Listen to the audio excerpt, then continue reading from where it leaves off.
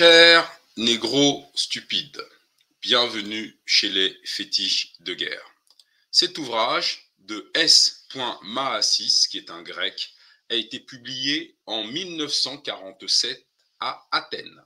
Il est intitulé « Mystère et initiation de l'Égypte ancienne ». Voilà. Donc, nous allons détruire le christianisme. Voilà. Nous allons vous montrer, et c'est un blanc qui va le faire, en quoi le christianisme est un stupide plagiat de la culture négro-africaine. A tout de suite, après le jingle.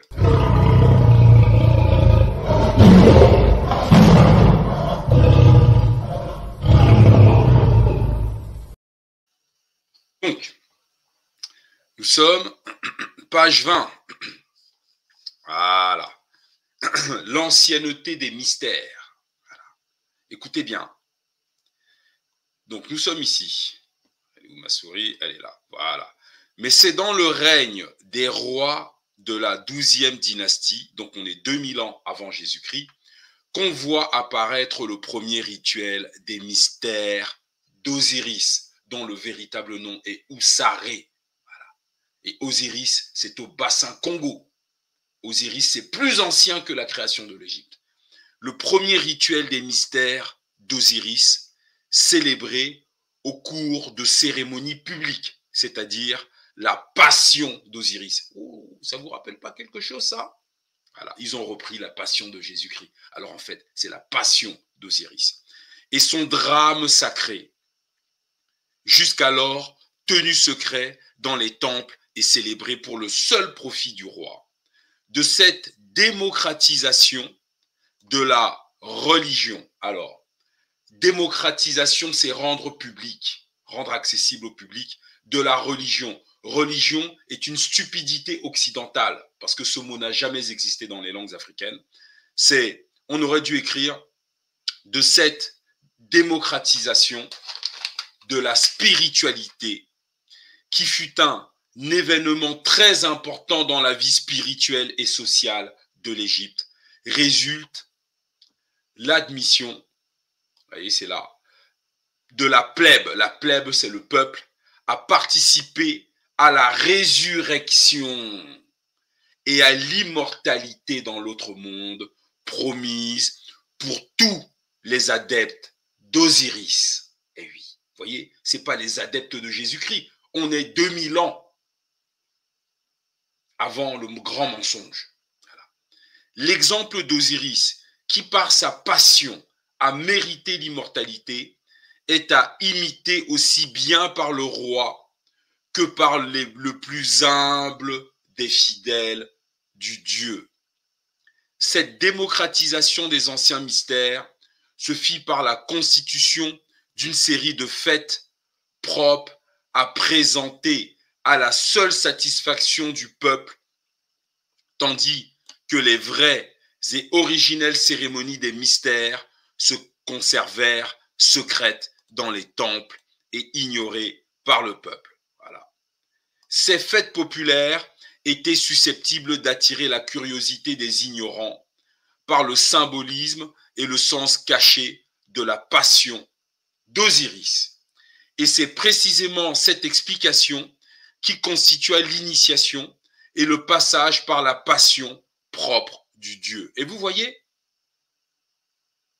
c'est-à-dire, le culte d'Osiris était tout au long de l'année jalonné par des fêtes. Voilà. Et donc, les Romains, les Grecs d'abord, vont inventer Dionysos sur le principe d'Osiris, et ensuite les Romains vont inventer de toutes pièces la blague carambar que vous appelez le christianisme. Mais dans le modèle d'Osiris. Voilà, vous voyez? Donc, la passion d'Osiris est écrite 2000 ans avant ce que les historiens appellent l'ère vulgaire. Voilà.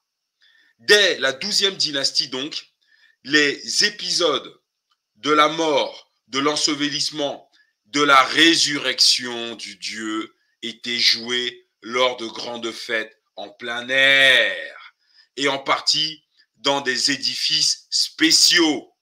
Voilà, vous voyez?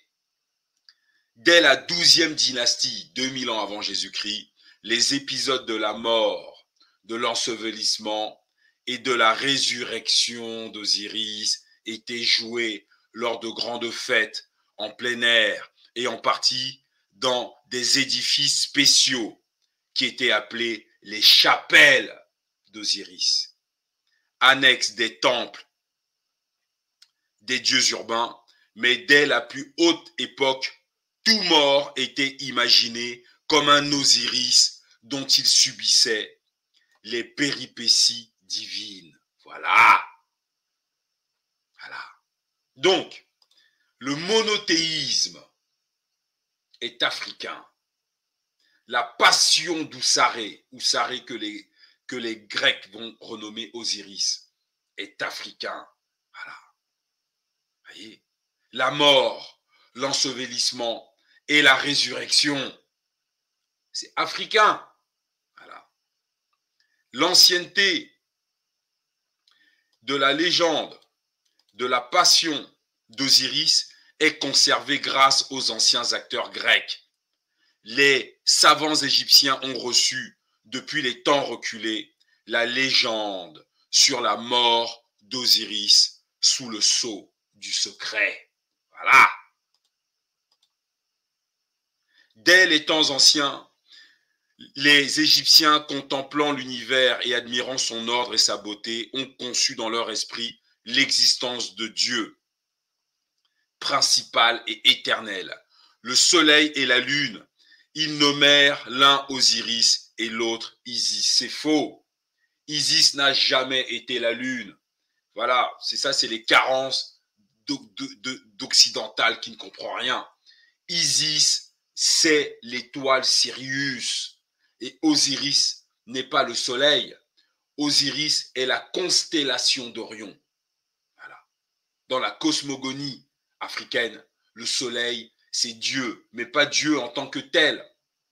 Mais le soleil était comment dirais-je, comparé à Dieu, parce que sans le soleil, il n'y aurait aucune vie sur terre. Donc le rôle du soleil était comparable au rôle du divin. Voilà. Donc, j'en ai fini avec cette vidéo, mais si vous n'apprenez pas votre histoire, les sociopathes occidentaux vont vous manipuler et vous voler votre propre vie. À très bientôt chez les fétiches de guerre.